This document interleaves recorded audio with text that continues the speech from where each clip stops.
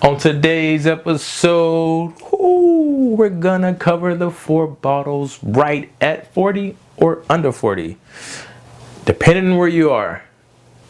I got what the name of. Let's get into this. Play the intro. I go by the name of Lord. Let's serve you some whiskey.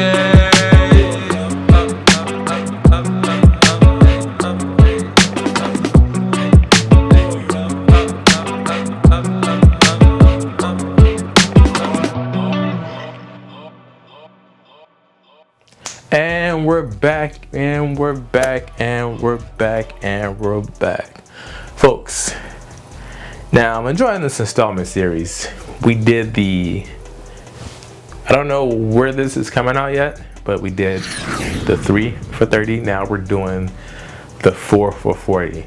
Now, this list wasn't really hard to do. It wasn't hard to do at all. But before I get into it, I would say, I know what a lot of you are going to say so far. Yes, it really depends on the area you're in. I feel like some areas are moderately priced for MSRP, and you can actually find things close to it. And then some, I admit, you live in an area where things are kind of marked up. And usually you can kind of gauge that off of like a bottle that's like a normal offering from a distillery that shouldn't be that much.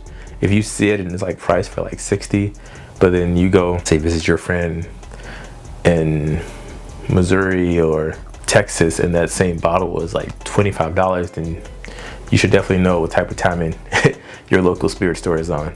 But for this instance, I'm doing bottles that you can find for retail on the shelf. They're not allocated and they're not LEs, not super hard to find. Now, I know in certain parts some of these bottles are allocated. Let's be honest, a lot of bottles in general are allocated. You may not think that, that bottle of Buffalo Trace is not allocated, or that 1792 foolproof is not allocated because you sit on the shelf all the time. But guess what? It definitely is. It's definitely an allocated product. They might not have it marked up accordingly, but it is an allocated product. So, got my trusty list here today.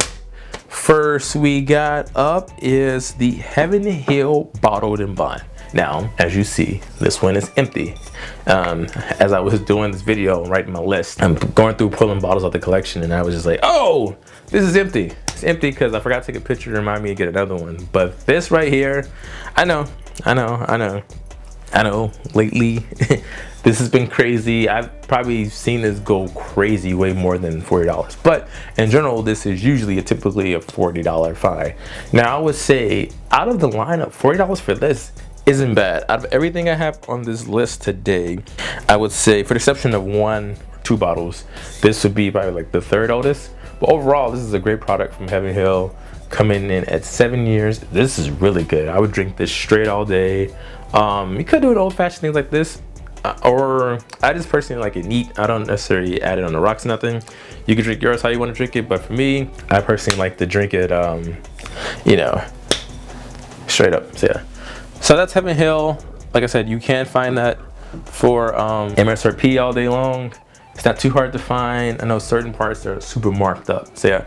So moving right along, the next one we got is the Evan Williams Single Barrel. Now, I know earlier in this year, and I think last year too, there was a whole thing about how these were going to be discontinued. Actually, no, like a year or two ago, this is going to be discontinued on a gift store only at the distillery. However, you can still find them on the shelves with a little work. I believe the oldest one I have of this one was, I think, barreled in like 2010, and I may have a 2008 around here. But every time I see these, honestly, I just have to pick these up. Not necessarily for bunkering, but these are just cool bottles in general to have. This comes in at 86.6 proof. With this being low proof, you think it doesn't really pack flavorful, but this is actually pretty flavorful. And this is a great pour to have as like your first of the day. This is also a great bottle to introduce friends who necessarily may not be, their palates may not be acclimated enough to experience a high proof bourbon, but this, you can still get a lot of like different nuances and the flavors out of the whiskey with this one right here in general. Yeah, so the Evan Williams Single Barrel, you can still find it on the folk shelf, trust me. It pops right out at 40. I think this you could probably find for like around that 35, 37 mark. I personally wouldn't go retail over this. Maybe if you haven't had it, you just want to try it, go ahead. I wouldn't probably go too much, but that's just me. Spend your money how you want to. So that's the Evan Williams single barrel. Highly recommend that one. So yeah. So moving right along. So yeah, let me hydrate myself.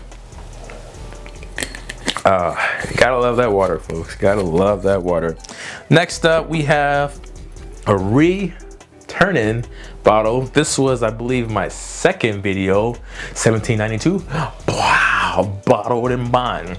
So I'll go ahead and drop the video here. You can check it out. But 1792 Bottled and Bond, if you can find it. I will admit, folks, yes, this is an allocated bourbon in certain parts, but when it's not, it hits the shelves and sometimes it sits there. But the store picks are really good. Unfortunately, the store picks don't fall in that $40 range. They're gonna be, I believe, sometimes $20 more. But 1792 Bottled and Bond as is, shelves kicks. This is good Barton juice. With this being Bottled and Bond 4 years, this is like amazing. There's nothing compared to this, I promise you. Oh, that nose is so good. If you like Barton, let me know in the comments if you like Barton. And if you have this right here. But 1792 Bottled and Bond, highly worth it for right at 40 or under 40. So, you, like I said, depending on where you are, I've seen this in some parts where that was just as much as like the foolproof or 12 year. And I was like, not paying that one. So yeah, so that was the one. So last but not least, we have another returning bottle. This actually was my first video ever on this channel. It is none other than, ooh, the Russell's 10 year. Now folks, this bottle necessarily isn't at 40, but is actually below 40. You can find this for as low as $34 and as maybe as high as $37. This is a buy all day long. I personally like this straight. You could do this in the rocks, but for 10 years, you know, let that oak breathe a little bit. Just drink it neat. Trust me, thank me later. But you can't go wrong with this. This is a bourbon, like I mentioned in that video, that usually when I go out of town, I pick up to have, just to have when I'm traveling. That nose is amazing. Oh man. So if you have it right now, go ahead. I'm gonna drop the video there. It's the first video I ever made, way before we got all the lights and everything, but you know, it's still sentimental to me. So the Russell's 10 year is the one for around 40. So yeah, so that's a good one. So let me know in the comments if you tried any of these before and if they're around the same price point in your areas. And if not, what do you feel comfortable paying with for any of these bottles I mentioned? So yeah. So if you like this one, go ahead, drop me a good old like, comment, and subscribe. Yeah. And like we always say at this time, folks, cheers, salute, Sante, Kobe, and all that jazz. I still have no glass. Pow.